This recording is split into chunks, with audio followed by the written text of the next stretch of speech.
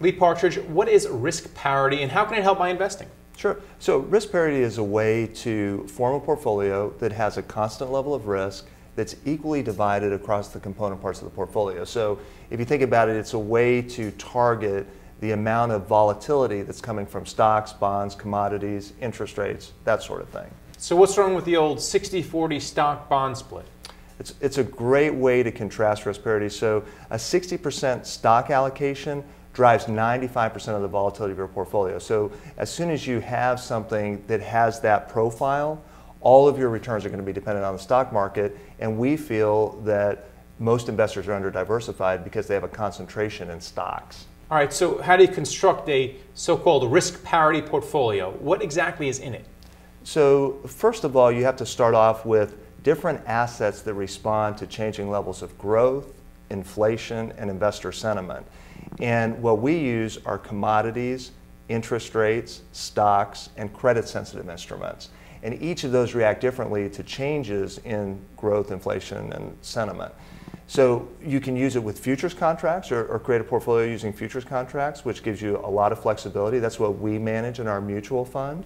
Or you can create a portfolio yourself using ETFs that track those different market components in your portfolio. All right, and how often do you rebalance a risk parity portfolio? You know, different investors take different approaches to rebalancing. There's some evidence that being slow to rebalance actually adds a little bit of value because markets tend to trend over short periods of time, but we generally target a monthly rebalancing cycle. And what do you benchmark a risk parity portfolio against? And also, what kind of yield would you get with a risk parity portfolio? Because right now everyone's looking for yield. Sure. So what we benchmark it against is an index that we created. So if you go out to the riskparityindex.com website, there's actually an index that provides a good baseline portfolio for people to look at and to measure other risk parity providers by. So that's a decent way to track it. And then we also look at the 60-40 alternative as being kind of an overall benchmark to just assess how the strategy is working.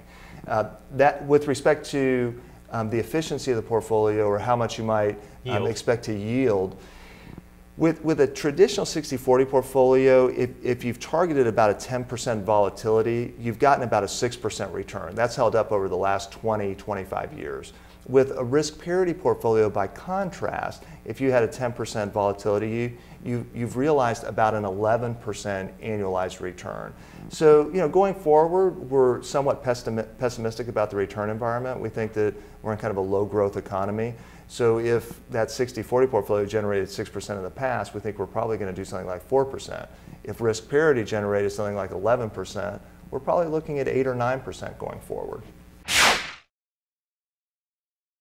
This market has fewer players. We're coming into a Monday where we're going to enter in a new stage of tech. It's a stock picker's market. Welcome to the 5 dumbest things. Apple reported earnings.